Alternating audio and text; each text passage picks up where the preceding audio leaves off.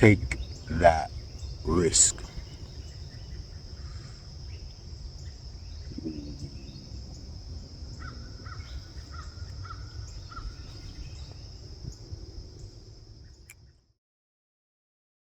August 8th, 2025,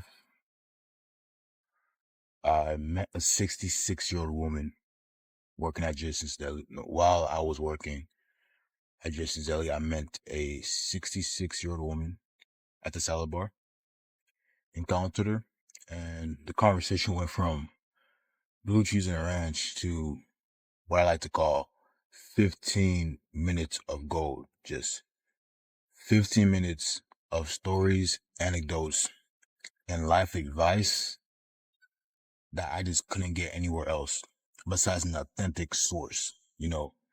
Obviously she had a lot of wisdom. Her children are very accomplished. And there's a lot she told me in those 15 minutes that right after I finished that conversation, I went over, put out my notes, and wrote down as much as I could remember. And been pondering on it. I decided, you know what? Let me sit there and share. Maybe someone needs to hear this. So, it's 5 life lessons everyone needs to hear from a 66-year-old woman. Obviously, I'm not 66. So, lesson 1. Take that risk. When I told her how old I was, I told her I was 18. The first thing she said is, wow, you're so young. Take that risk. That was the very first thing she told me before anything else. Before telling me any other stories, before she told me, take that risk. And the importance was, she said, you will regret never taking that risk more than you will ever regret failing at it.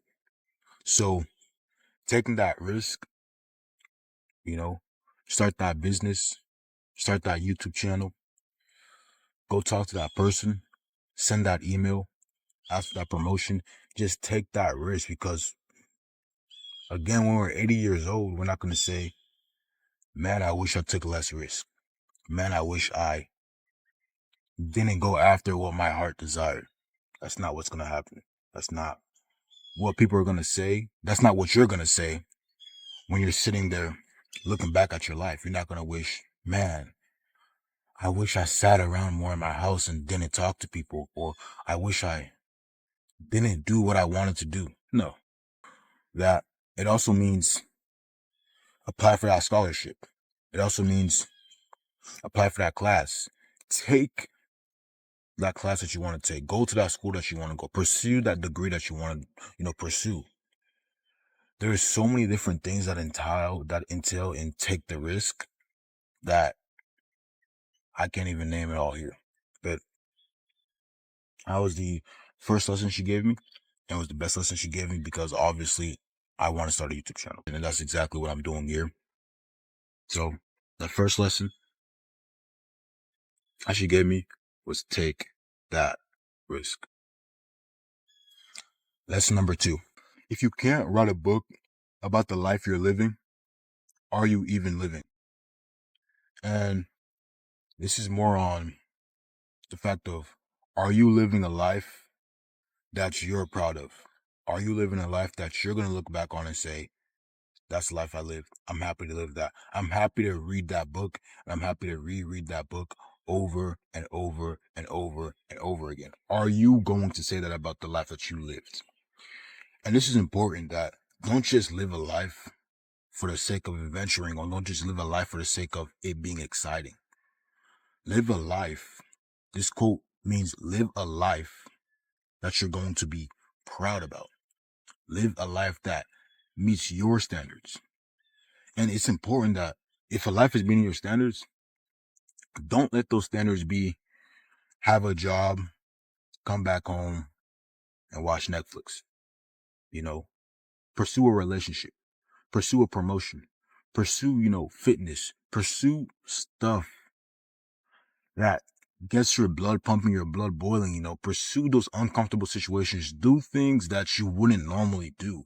Because The important thing is everyone hears this, everyone knows this.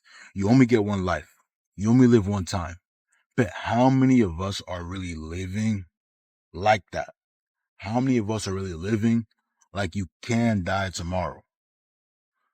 So live a life that you can write a book about. Live a life that you're proud about. Live a life that you can tell your grandchildren stories about. Live a life where you look at yourself and you disregard what any other person thinks about you and you just say, I'm proud about my life. I was proud about the life I live. I'm going to be proud about the life I'm going to live. And I'm currently proud about the life that I'm living. So many different things. You should just say, hey, I'm proud. If you can't write a book about the life you're living, are you even living? So that was the second piece of advice she gave me. And that came from her daughter, actually. She told me that was a quote from her daughter. The quote was a little different, but, you know, that's generally the gist. That's generally the message. And that brings us to number 3. The third piece of advice she gave me was excess is the death of Americans. What does that mean? It means everyone's chasing, that second house, or everyone's chasing that third car, or that second car, or that third TV, or that designer clothing, or that designer bag, or those shoes. Everyone's chasing that money. That I need to get rich. I need that Lambo. I need to be a millionaire by 19, 20, 21, 22. Everyone's chasing all these things, and it's good to have ambition. It's good to want amazing things for your life, you know, but also the important thing is to understand that excess is the death of Americans. And that means don't lose sight of what really matters. Don't lose sight of everything that's essential in life while chasing cars, while chasing houses, while chasing money, while chasing designer clothing, while chasing bags. Don't lose sight of the things that are important while chasing all these things. Because at the end of the day, what really matters in life are your relationships. Your relationship with God, your relationship with your mother and father, with your brother and sister, with your friends. The relationship that you build and the people around you, that's the one thing that's not going to leave you. That's the one thing that's going to really bring you a sense of fulfillment. Because if you're 80 years old, sitting at the round table with your friends, laughing, telling stories, that's not going to be a moment where you look back and be sad. But when you're 80 years old, laying on your bed, that extra TV isn't going to bring you any fulfillment. That extra car isn't going to bring you any fulfillment. That extra dollar in your bank account isn't going to bring you any fulfillment. That extra house isn't going to change much for you, because if you pursue those things, and in that pursuit you lost track the relationships, you lost track of what's really important in life, just sometimes sitting down and smiling and being happy and enjoying the moment. If you lose sight of that while chasing all these things, you'll get to the end and it'll be like they say in the book of Ecclesiastes, vanity of vanity. It'll be pointless, it'll be useless. So again, we need money to live. We need homes to live in. We need cars to drive. We need clothes to wear. Obviously, we need those things.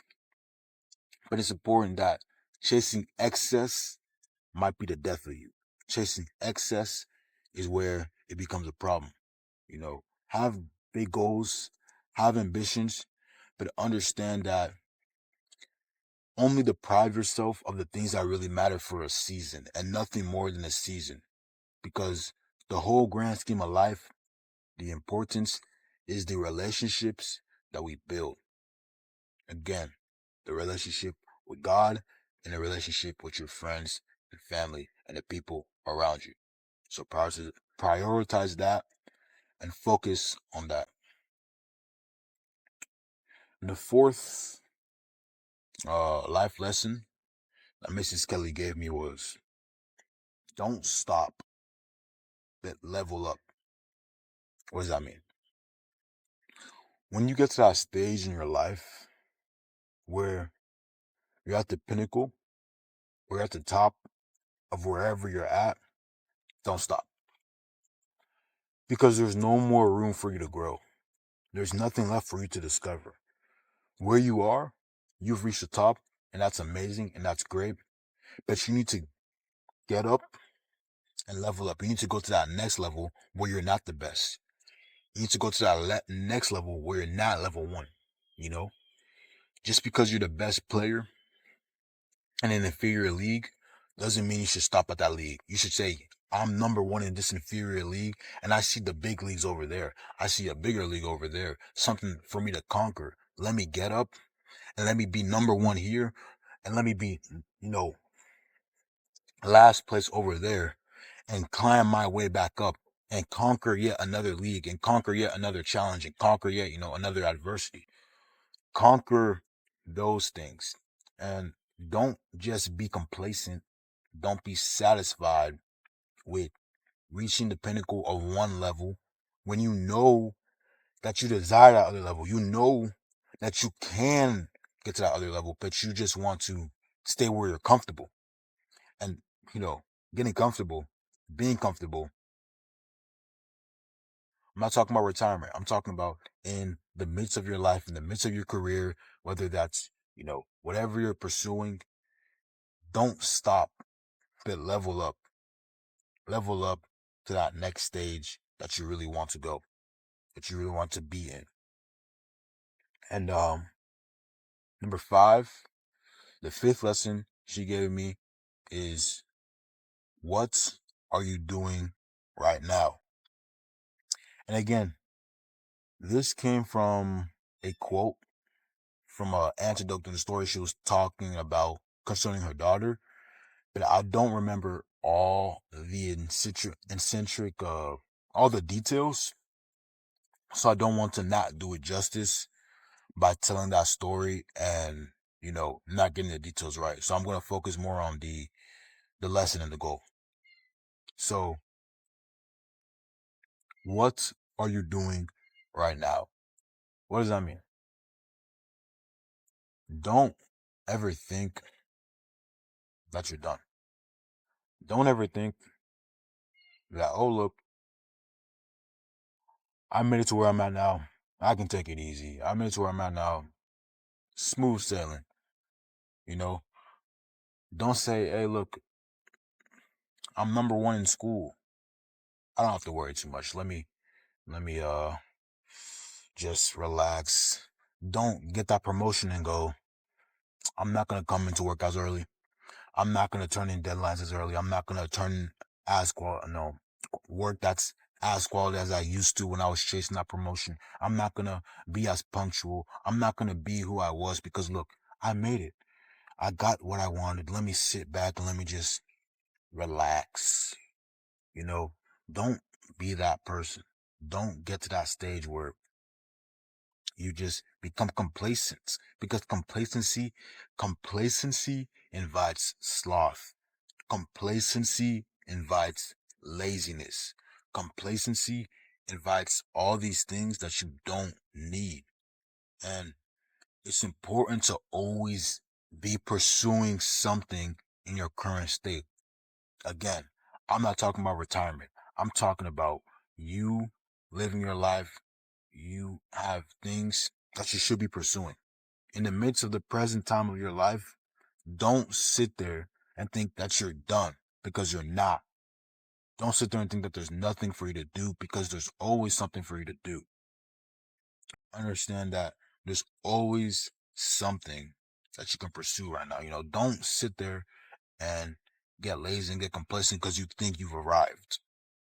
Because I guarantee you haven't. You know, not to compare yourself to others, but set a standard for yourself and understand that inviting laziness and sloth in your life is not going to do you any good whatsoever. So, it was number 6, a bonus quote, you could say a bonus piece of advice, you could say. And it was, spread goodness and positivity everywhere you go. Because I'm sure a lot of people have heard this. Just, you know, always have a smile on your face.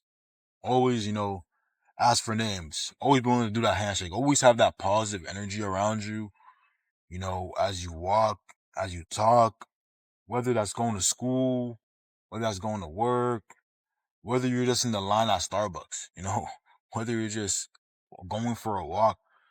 Everywhere you go and everything you do, try your best to have that positive energy around you, that feeling of goodness, you know? And that's what you should try to embody. Don't be a Debbie Downer. Don't be a pessimist. Don't be negative. That's what, a pessimist is. Don't be negative. Have a positive outlook on life. Have a hopeful outlook on life. And you yourself should embody that positivity and that goodness in your actions, in your words, just in the way you carry yourself. Try really just to be positive. Yeah, those are the few lessons that I got from what I called 15 minutes of gold. From, me just working one day and I encountered a lady and we had a really fruitful, a really nice conversation. And I thought, hey, why keep this to myself? I want to start a YouTube channel. So this is going to be my first video. This is going to be what I, start off with. So again, appreciate you watching. We got more lessons. We got more ideas coming for the channel. But I hope one, if I hope just one of these lessons help change your perspective on life. Help, you know, whatever you're doing right now helps you, helps bring you to another level, and that it really hits home. But that's all I got for you. Peace.